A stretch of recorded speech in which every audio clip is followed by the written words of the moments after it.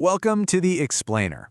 Today, we're going to dig into one of those super common garden frustrations, and believe it or not, we're going to turn it from a real headache into your best tool for a great garden. Okay, does this sound familiar? Your garden looks absolutely perfect on planting day, right? But then, July hits, and suddenly you've got chewed leaves, some plants just seem stalled out, and the beds are all crowded and damp. If that's you, you are so not alone. It is the classic mid-season slump. But here's the thing. What if those problems aren't just random bad luck? What if they're actually predictable? And it all starts with one simple choice. Who's planted next to whom? Yeah, we're going to dive into how getting the neighbors right can stop these problems before they even start. Okay, so here's our game plan. We'll start with that mid-season problem. Then we'll totally rethink what companion planting really means. After that, we'll look at how plants actually compete, cover some simple fixes, and finish up with the most important gardening tool you've got. All right, first up, the mid-season problem. Let's really get into why good gardens can go wrong. It's so important to spot the little signals that something's off before they turn into giant headaches. So do any of these ring a bell? A row of beans that just stops growing while the one right next to it is thriving? Or maybe the leaves are so thick and crowded that the soil underneath just never seems to dry out. Well, problems like these usually boil down to one of three things. Pests have found a super easy highway, your plants are fighting over the same food and water, or there's just no airflow, which is like rolling out a welcome mat for disease. So the big question is, how do we fix all that? The answer, and this is key, is not memorizing some giant, complicated chart of what to plant with what. It's about totally rethinking what companion planting is all about. Okay, so this is the textbook definition, right? Growing plants together for a benefit, like pest control or maximizing space. And that's a decent place to start. But, while the whole idea of these perfect plant friendships is nice, the real value isn't in finding some magic combination. And this quote from Christian Angeloff at Garden Insider is spot on. The real secret? You gotta think like a detective in your own garden. It's all about cause and effect.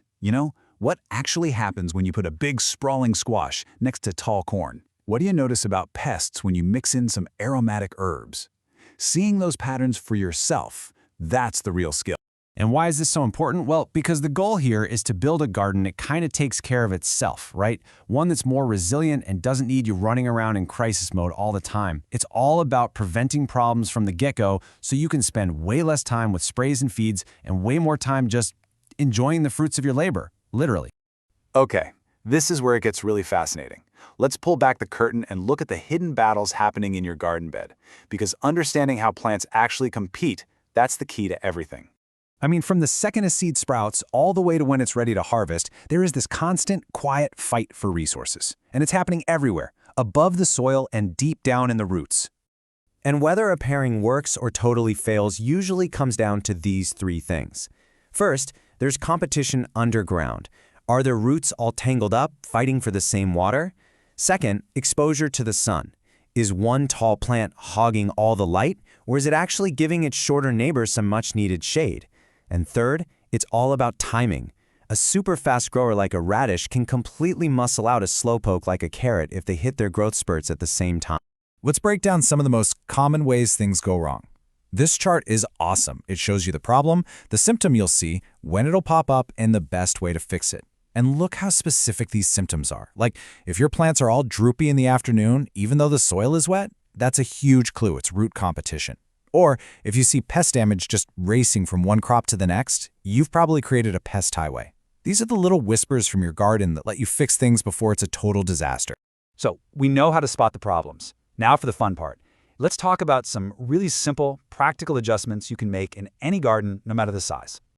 I love this way of thinking about it. Instead of trying to remember specific pairs, think about giving your companion plants jobs, right? Like maybe you need a scent disruptor to confuse the bad bugs. The effect, pest problems build up way slower. Or how about a trap crop on the edge of the bed? Its whole job is to be a decoy, concentrating pests on itself so they leave your good stuff alone. When you think in terms of function, your choices become strategic instead of just random. And listen, if you're gardening in small spaces, like raised beds or containers, this stuff is even more critical, because when you've got limited soil and space, any little mistake gets magnified. big time. Putting tall plants on the north side isn't just a suggestion, it's pretty much a rule to get enough sun. And that little tip about keeping leaves from overlapping too much, that is your #1 defense against disease in a packed bed. Trapped moisture is just asking for trouble. And this is just so practical. Simple if-then statements. If you see the lower leaves staying wet for hours, then you need to thin things out for better airflow. It gives you the power to make quick decisions without getting bogged down. You see those long, thin, stretchy stems? Your plant is screaming for more light. New leaves are staying super small? Whoa, hold off on the fertilizer. You should probably suspect a root traffic jam before you do anything else. Okay, we've gone over a lot of tips and tricks, but honestly, none of them matter without the single most powerful tool any gardener has. And that's just paying attention. Mindful observation. This might be the most important takeaway of the day. If a bed is doing great, for Pete's sake, don't mess with it. The best thing you can do is just leave it alone. Focus on the basics, water and weeds. Resist that temptation to over-engineer something that's already working. Seriously, don't fix what ain't broke.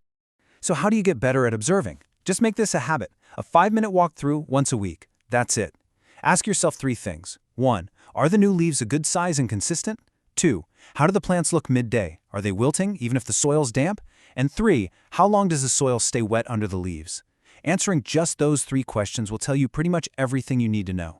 It lets you spot those patterns early and make tiny, easy fixes.